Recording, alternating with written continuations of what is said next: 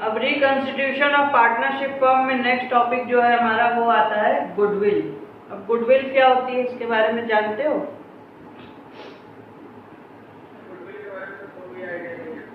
नहीं है, ठीक है। गुडविल, गुडविल का मतलब क्या होता है? अच्छी, कुछ अच्छा। वर्ड में क्या है? अच्छा। अच्छा मीन्स क्या? Good name fame earned by a business in due course of time. मतलब कि बिजनेस जब कोई रन करता है तो समय के साथ वो क्या करता है अपना, अगर वो अच्छे से काम कर रहा है, अच्छे प्रोडक्ट सर्विसेज दे रहा है, रीजनेबल रेट पे दे रहा है, तो वो क्या करता है अपना गुड नेम फेम बनाता जाता है। जैसे जैसे टाइम बढ़ता जाता है वैसे वैसे उस बिजनेस का क्या होता है? गुड नेम बढ़ता जाता है, या रेपुटेशन जो है उस बिजनेस की बढ़ती जाती है। तो goodwill is nothing but good name या good reputation which is earn by any business in due course of time. मतलब टाइम टू टाइम वो अपना स्पेंड करते हुए जो अपना गुड नेम फेम बनाती है उसको बोलते हैं गुडविल। गुडविल क्या होती है? अकाउंटिंग लैंग्वेज में बोले तो it is an asset, asset होती है, लेकिन ये एक इनटेंजिबल एसेट होती है। टेंजिबल इंटेंजिबल में डिफरेंस मेरे ख्याल से पता होगा। टेंजिबल मतलब जो टच कर सकते हैं और जिसका यूज कर सकते हैं, और इंटेंजिबल जो टच नहीं कर सकते। हाँ, वेरी गुड। तो गुडविल कैसी है? इनटेंजिबल है, इसको देख नहीं सकते, छू नहीं सकते, लेकिन इसके होने या ना होने दोनों को हम लोग महसूस जरूर कर सकते हैं। यानी कि बिजनेस के प्रॉफिट्स पे, बिजनेस के ओवरऑल परफॉर्मेंस पे गुडविल के होने या ना होने का बहुत ज्यादा इफेक्ट पड़ता है। Therefore it is a very valuable asset. और इसको फिर हम जानेंगे कि कैसे हम इसको अलग अलग तरीके से वैल्यू करते हैं गुडविल को, और वैल्यू करने के बाद फिर ये पार्टनर्स इसको कैसे कैसे अपने लिए मतलब रखते हैं या अपने उसमें बांटते हैं पार्टनर्स। वो खैर बाद का पार्ट है। फिलहाल गुडविल क्या होती है इसको हमने जाना कि goodwill is the good name fame या good reputation earn by a firm. अब उसकी कोई डेफिनेशंस दी हुई है तो हम लोग एक डेफिनेशन देख लेते हैं। यहाँ पे लॉर्ड लिंडले की ये डेफिनेशन है। The term goodwill is generally use to denote the benefits arising from connections and reputation. तो इनके लॉर्ड लिंडले के हिसाब से कहने का मतलब है इनका कि गुडविल वो बेनिफिट होता है जो कि किसी की बनाई हुई रेपुटेशन से उसको मिलता है। किसी के गुड नेम बनाने से जो उसको बेनिफिट मिलता है उसको गुडविल कहा जाता है। अब कुछ कैरेक्टरिस्टिक्स या फीचर्स हैं गुडविल के जो देख लें, जिससे हमको और अच्छे से क्लियर हो जाएगा कि गुडविल क्या होती है। तो पहला है it is an intangible asset. इसके बारे में तो अभी हम लोग ने बात कर ही लिया कि गुडविल क्या होती है कि इनटेंजिबल एसेट्स होती है। उसको हम लोग देख नहीं सकते, छू नहीं सकते, बट उसको फील किया जा सकता है, उसके होने पर उसके इफेक्ट को महसूस किया जा सकता है। It is a valuable asset, ये भी हमने बताया कि ये बहुत ही वैल्यूएबल एसेट होता है क्योंकि इसके होने से बिजनेस पे काफ़ी ज़्यादा इफेक्ट पड़ता है। अगर हमारे और भी बिजनेसेस हैं जिनके जो कंपटीशन में सेम चीज़ का बिजनेस कर रहे हैं, तो बिजनेस में उसके गुडविल वाले बिजनेस का और बिना गुडविल वाले बिजनेस में दोनों के जो है प्रॉफिट्स में, सेल्स में और बाकी चीज़ों में काफ़ी ज़्यादा डिफरेंस हमको देखने को मिलेगा। बिकॉज ऑफ गुडविल जो है काफ़ी ज़्यादा डिफरेंस हो जाता है। तो इसीलिए कहते हैं कि goodwill is a very valuable asset. फिर क्या है? It is helpful in earning access profit.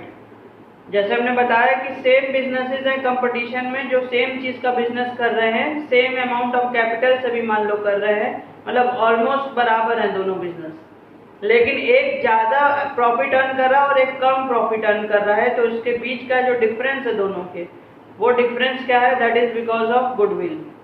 कह रहा है कि it is helpful in earning access profit. जितना प्रॉफिट उसी बिजनेस को करने वाले बाकी फर्म्स कमा रहे हैं, हम उनसे ज्यादा कमा रहे हैं, तो वो ज्यादा जो एक्स्ट्रा कमा रहे हैं, extra profit can be earn with the help of goodwill, वो बिकॉज ऑफ गुडविल है। फिर कह रहा है कि value is liable to constant fluctuations. जो गुडविल है उसकी value time to time fluctuate करती रहती है। लोगों की नज़र में हमारा जो रेपुटेशन है, गुड नेम फेम है, वो ऊपर नीचे होता रहता है कभी कभी। इसलिए जो वैल्यू ऑफ गुडविल है वो भी क्या है? बिकॉज ऑफ मेनी रीजंस वो ऊपर नीचे होती रहती है। तो value of goodwill is liable to fluctuations, वो फ्लक्चुएट होती रहती है।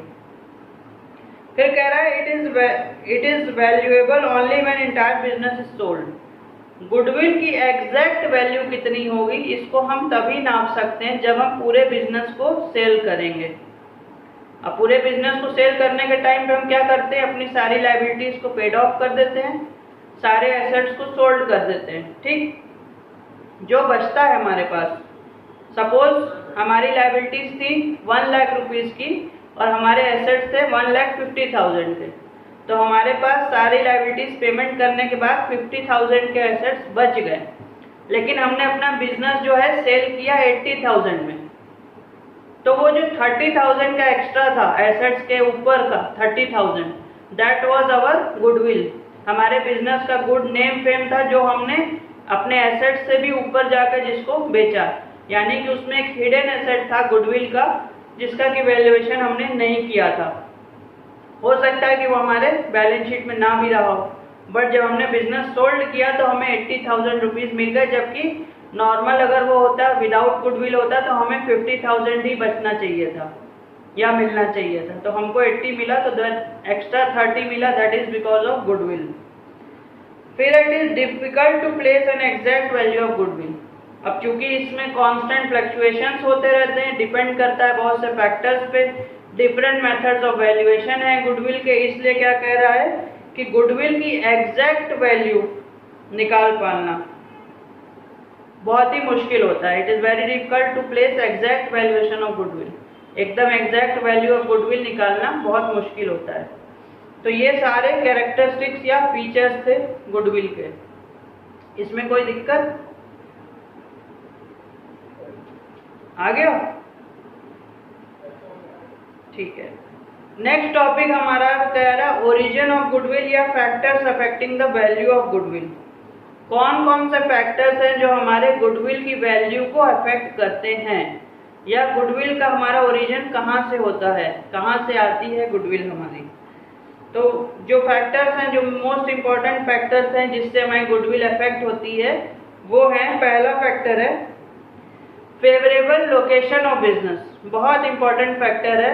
अगर बिजनेस हमारा सही चीज का बिजनेस सही जगह पे लोकेटेड है तो उससे गुडविल को बनाने में बहुत ज़्यादा रेपुटेशन मिलती है। सपोज अगर हम किसी गांव में हैं और उस गांव में हमने एक मेडिकल स्टोर डाला है, उस मेडिकल स्टोर पे सारे टाइप्स की दवाइयाँ हम अवेलेबल करा देते हैं कस्टमर्स को। अगर वो मेडिकल स्टोर ना हो तो वहाँ के लोगों को नियरेस्ट सिटी में जाना पड़ता है उस मेडिसिन को लेने। तो ऐसे में जब हम करते हैं, कोई बीमार पड़ता है हमारे यहाँ से आके मेडिसिन लेके जाता है, तो क्या होता है कि हमारी गुडविल अपने आप अच्छी बनती जाती है। लोगों को बहुत अच्छा लगता है कि हम उनको उनके घर के पास में सारी मेडिसिन अवेलेबल करा दे रहे हैं, जिसके लिए उनको दूर नहीं जाना पड़ रहा है।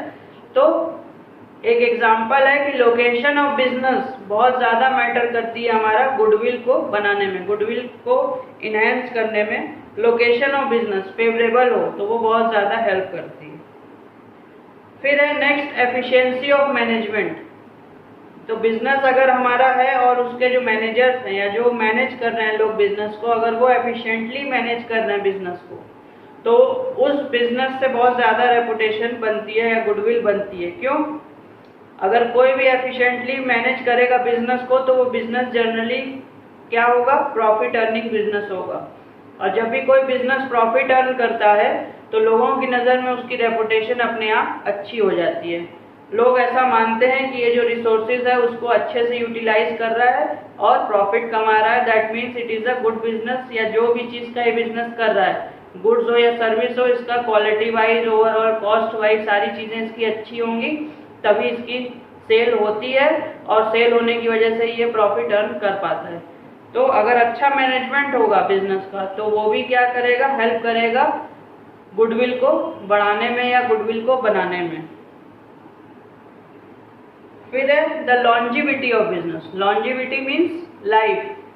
बिजनेस जितना ज़्यादा पुराना होगा उसकी गुडविल भी उतनी ज़्यादा होगी, क्योंकि गुडविल क्या है, एक तरह का ट्रस्ट है, एक तरह का भरोसा है लोगों का आपके बिजनेस पे। लोग आपके ऊपर भरोसा करते हैं कि आप इतने साल से काम कर रहे हैं तो आप अच्छा काम कर रहे होंगे। और भरोसा या ट्रस्ट क्या है, वो धीरे धीरे बनता है और बढ़ता जाता है। टाइम के संग अगर हमने कुछ गलत नहीं किया तो वो बढ़ता जाएगा, बनता जाएगा। तो लॉन्जिविटी यानी बिजनेस जितना ज़्यादा पुराना होगा उसकी गुडविल उतने ज़्यादा होने के चांसेस होंगे अगर बिजनेस अच्छे से और फेयर डील कर रहा है तो। और जितना कम पुराना होगा, जितना नया बिजनेस होगा, उसकी गुडविल बनाने में उसको उतना ही ज़्यादा मेहनत करनी होगी और उसकी गुडविल उतनी ही कम होगी नए बिजनेस की कंपेयर टू पुराने बिजनेस के। फिर है nature of goods. Nature of goods भी गुडविल बनाने में बहुत मदद करते हैं। जैसे कि अभी पहले पॉइंट में एग्जांपल दिया था मेडिकल स्टोर का, तो मेडिसिन क्या है, एक एसेंशियल कमोडिटी। कभी कभी ये लोगों की जान बचाने के भी काम आ जाती है, कुछ कुछ लाइफ सेविंग ड्रग्स भी होती है।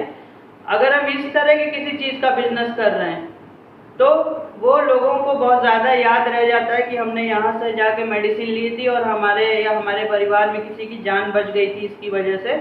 तो उससे रेपुटेशन बहुत जल्दी बढ़ जाती है और गुडविल जो है बहुत ज़्यादा हाई हो जाती है लोगों की, मतलब बिजनेस की। अगर नेचर ऑफ गुड्स हमारा कैसा है, नेसेसिटी टाइप का है या बहुत इंपॉर्टेंट टाइप का है। अगर लग्जरी या डिफरेंट टाइप्स के गुड्स हम यूज़ करें, जैसे सपोज फर्नीचर का बिजनेस है, तो फर्नीचर में गुडविल हमारी उतनी तेज़ी से उतनी ज़्यादा नहीं बनेगी जितने की एक मेडिकल स्टोर की बनेगी, क्योंकि फर्नीचर आदमी के लिए कंफर्ट की चीज़ है। वो जब आदमी रिलैक्स होता है, कंफर्ट में होता है, तब उसको लेता है या उसके लिए वो लेता है कंफर्ट के लिए। लेकिन नेसेसिटी टाइप का अगर प्रोडक्ट होगा तो उससे गुडविल हमारी जल्दी बनती है और ज़्यादा बनती है। फिर है पोजेशन ऑफ लाइसेंस। अगर हम किसी चीज़ का बिजनेस कर रहे हैं और हमारे पास उसका प्रॉपर जो भी लाइसेंस है या पेपर वर्क है वो है सारी चीज़ें, तो हमारी गुडविल ज़्यादा होगी और जल्दी बनेगी। जैसे कि मेडिकल स्टोर हमने खोला है लेकिन हमको उसकी अथॉरिटी नहीं है या हमको दवाओं की जानकारी ही नहीं है लेकिन हमने खोल दिया है, तो हमारी क्या होगी, गुडविल बनने की बजाय उल्टा हो जाएगा, हमारी गुडविल सब चली जाएगी और रेपुटेशन सब खराब हो जाएगी अगर हमने एक भी गलत दवा किसी को दे दी। लेकिन अगर हमारे पास प्रॉपर लाइसेंसिंग होगा और प्रॉपर हमने सारे परमिशंस ले रखे होंगे तो उससे गुडविल हमारी और ज़्यादा बनती है। फिर है मोनोपोलिस्टिक एंड अदर राइट्स। अब फर्म हमारी जो है वो मोनोपोलिस्टिक है, यानी कि सिंगल फर्म है या वो मेरे जैसे सपोज हमने मेडिकल स्टोर का एग्जांपल लिया था, उसको फिर से ले लेते हैं। अगर उस गांव में हमने इकलौता मेडिकल स्टोर डाला है तो हमारी गुडविल बहुत ज़्यादा होगी। लेकिन अगर हमारे जैसे 10 मेडिकल स्टोर उसी जगह उसी मार्केट में और हैं तो हमारी रेपुटेशन उतनी नहीं होगी जितना एक सिंगल मेडिकल स्टोर होने पे हमारी होती। तो अगर हमारी मोनोपोली है, हम सिंगल फर्म है वहाँ पे, तो बहुत ज़्यादा रेपुटेशन होने के चांसेस हैं। अगर नहीं है, बहुत ज़्यादा वहाँ पे मतलब हमारे सेम बिजनेस करने वाले बहुत से लोग हैं, तो हो सकता है हमारी गुडविल उतनी ज़्यादा ना बन पाए। तो ये फैक्टर्स भी जो है अफेक्ट करते हैं गुडविल को, कि गुडविल कितनी होगी, कम होगी या ज़्यादा होगी। फिर नेक्स्ट है रिस्क इन्वॉल्व।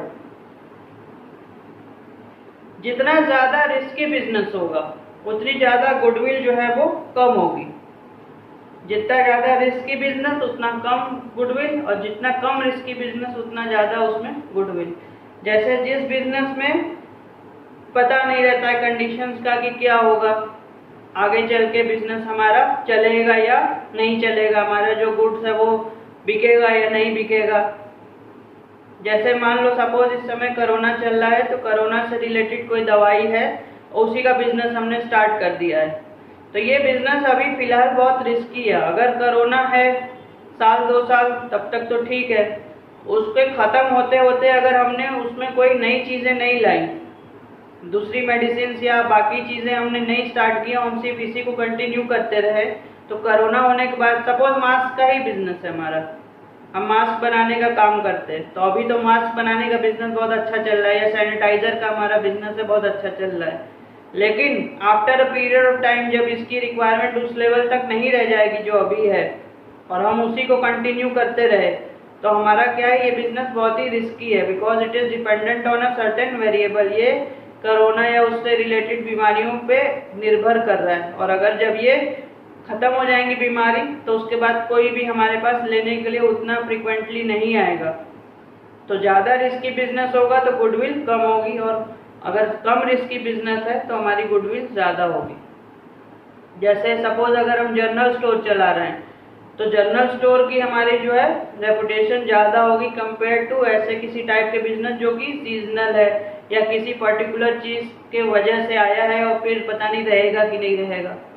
तो ऐसे कंपेयर अगर हम करें तो जनरल स्टोर की जो है गुडविल वो ज़्यादा होगी, क्योंकि वो डेली यूज का सामान है, वो लोगों को चाहिए ही होगा, चाहे कोई बीमारी है, चाहे कोई महामारी है, चाहे कुछ ना भी रहे, नॉर्मल सिचुएशन रहे, हर केस में लोग जो है अपनी ज़रूरत का सामान डेली यूज का खरीदेंगे ही खरीदेंगे। फिर है ट्रेंड ऑफ प्रॉफिट, ये भी फैक्टर है जो अफेक्ट करता है वैल्यूएशन ऑफ गुडविल को। प्रॉफिट का अगर ट्रेंड हमारा ऊपर जा रहा है, प्रॉफिट हमारा हर साल धीरे धीरे बढ़ रहा है, तो उस कंपनी का, उस फर्म का, उस बिजनेस का क्या होगा, रेपुटेशन या गुडविल अपने आप बढ़ता रहेगा धीरे धीरे। प्रॉफिट हमारा डिक्रीजिंग ट्रेंड पे है, गिर रहा है, या फिर हमें लॉसेज हो रहे हैं, तो ऐसे ही फर्म की गुडविल जो है वो नहीं होती है, लोग उसको अच्छे नज़र से नहीं देखते हैं। क्यों? क्योंकि लोग कहते हैं कि ये हमारे सोसाइटी का ही सारे रिसोर्सेज यूज कर रहा है और उसके बाद भी जो है उसको वेस्ट कर दे रहा है, क्योंकि प्रॉफिट नहीं कमा पा रहा है, तो जो भी हमारे रिसोर्सेज ये यूज कर रहा है वो टोटली वेस्ट हो जा रहे हैं, यानी वो ऐसे एफिशिएंटली हमारे रिसोर्सेज को यूज नहीं कर रहा है। तो ऐसे बिजनेस की रेपुटेशन कम होती है। जिन बिजनेस में प्रॉफिट इंक्रीजिंग ट्रेंड में होते हैं उनकी रेपुटेशन ज़्यादा होती है, और जिनकी डिक्रीजिंग ट्रेंड में होता है या लॉस होता है उनकी रेपुटेशन या गुडविल कम होती है। फिर है फ्यूचर कंपटीशन। अगर there is a future possibility कि हमारा कोई कंपटीटर आ सकता है या आ जाएगा, तो वैसे उस बिजनेस की रेपुटेशन कम होगी। बट अगर ऐसा कोई बिजनेस है जिसमें फ्यूचर में किसी कंपटीटर के आने के चांसेस बहुत कम हैं, तो उसकी गुडविल जो है वो ज़्यादा होगी। फिर है कैपिटल रिक्वायर्ड।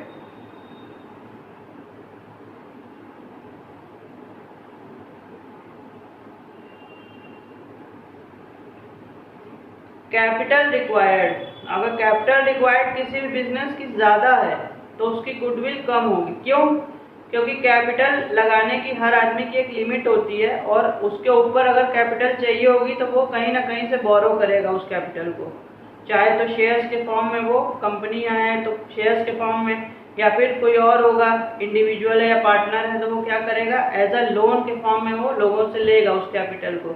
और जब लोगों का पैसा लगा होता है फॉर्म में, तो क्या होता है, उनका थोड़ा सा रिस्की ज़्यादा हो जाता है बिजनेस, और लोगों का भरोसा भी जो होता है वो थोड़ा सा कम हो जाता है ऐसे फॉर्म में।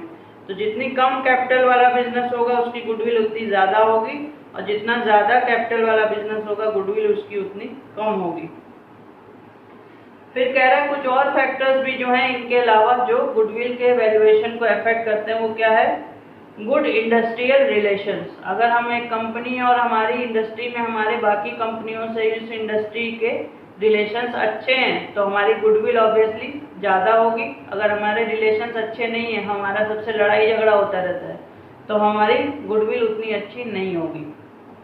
फेवरेबल गवर्नमेंट रेगुलेशंस, अगर कोई गवर्नमेंट रेगुलेशन जो है हमारे बिजनेस के फेवर में है तो हमारी गुडविल क्या हो जाएगी, बढ़ जाएगी। अगर हमारे कोई रेगुलेशन आ गई जो हमारे अगेंस्ट में आ गई बिजनेस के, तो हमारे बिजनेस की रेपुटेशन जो है वो कम हो जाएगी। तो ऐसे बीच बीच में रेगुलेशन, बिजनेस में रेगुलेशन जो है टाइम टू टाइम गवर्नमेंट की चेंज होती रहती है। जैसे अभी BS4 बाइक्स जब आई थी तो BS3 वालों को क्या हुआ था, बंद कर दिया गया था। तो जो सिर्फ BS3 बनाती थी कंपनियां, उनकी रेपुटेशन या गुडविल क्या हो गई, कम हो जाएगी, क्योंकि गवर्नमेंट के रूल के मुताबिक अब वो बाइक्स जो है वो आउटडेटेड हो जाएंगी और कोई उसको खरीदेगा नहीं। तो जो BS4 बनाती थी उनके लिए तो वो अच्छी अपॉर्चुनिटी थी, और जो नहीं बनाती थी उनके लिए वो गुडविल अगेंस्ट में चली गई। स्टेबल पॉलिटिकल कंडीशन, अगर किसी कंट्री में या इकोनॉमी में पॉलिटिकल कंडीशन स्टेबल है तो गुडविल हमारी अच्छी बनी रहेगी या बढ़ती रहेगी। लेकिन अगर पॉलिटिकल कंडीशन अनस्टेबल है, बार बार सरकारें चेंज होती हैं, तो उसमें क्या होगा, हमारी गुडविल पे भी उसका एडवर्स इफेक्ट पड़ेगा, क्योंकि बिजनेस स्टेबल नहीं हो पाएगा और उसका इफेक्ट फिर गुडविल पे पड़ेगा, गुडविल भी हमारी कम हो जाएगी। फिर है रिसर्च एंड डेवलपमेंट एफर्ट्स, अगर कोई बिजनेस ज़्यादा एफर्ट लगा रहा है, रिसर्च और डेवलपमेंट टाइम टू टाइम कर रहा है अपने प्रोडक्ट और सर्विस में, तो क्या होगा, उसकी गुडविल ज़्यादा होगी।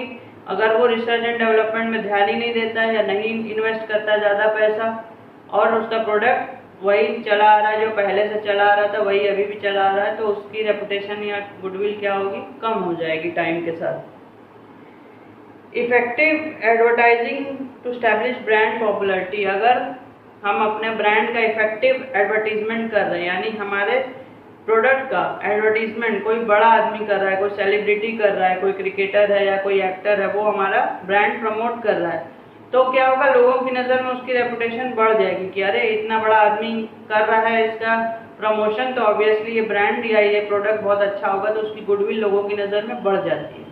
लेकिन अगर हम उस लेवल का एडवर्टीजमेंट नहीं कर रहे हैं तो लोगों की नज़र में उतनी रेपुटेशन नहीं बन पाएगी उसकी, हमारे प्रोडक्ट की, तो गुडविल फर्म की कम हो जाएगी। और लास्ट है popularity of product in terms of quality. हमारा प्रोडक्ट कितना पॉपुलर है क्वालिटी के टर्म्स में मार्केट में। अगर क्वालिटी के लिए जाना जाता है हमारा प्रोडक्ट मार्केट में बाकी लोगों के कंपैरेटिवली, तो हमारी गुडविल क्या होगी, सबसे ज़्यादा होगी। और अगर हमारी क्वालिटी के बारे में है कि मतलब ख़राब न्यूज़ है मार्केट में कि क्वालिटी हमारे प्रोडक्ट की बहुत अच्छी नहीं है, तो ऐसे केस में क्या होगा, हमारा प्रोडक्ट ज़्यादा सेल नहीं होगा और लोग उसको पसंद नहीं करेंगे और हमारे फर्म की जो गुडविल है वो कम होगी। तो ये सारे फैक्टर्स थे जो कि अफेक्ट करते हैं वैल्यू ऑफ गुडविल को, या गुडविल जो है यहाँ से ओरिजिनेट करती है। इन फैक्टर्स में कोई दिक्कत?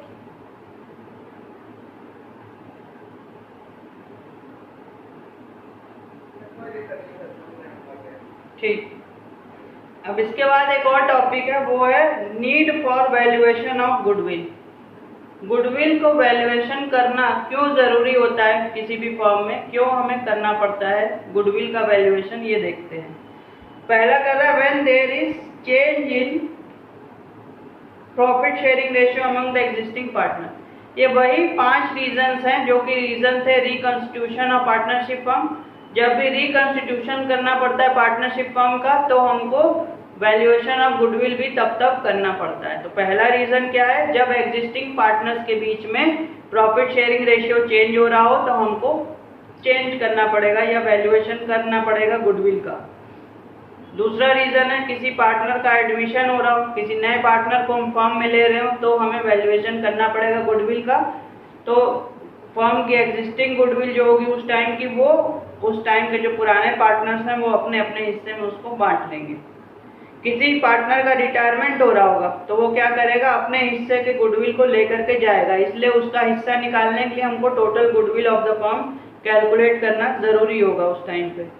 किसी पार्टनर की डेथ हो जाती है तो भी सेम केस होगा, टोटल गुडविल को हमें कैलकुलेट करना उस टाइम भी जरूरी होगा, क्योंकि जो जिसकी डेथ हुई है उसको उसके गुडविल का हिस्सा भी हमें बाकी सारी चीज़ों के संग उसको देना होगा।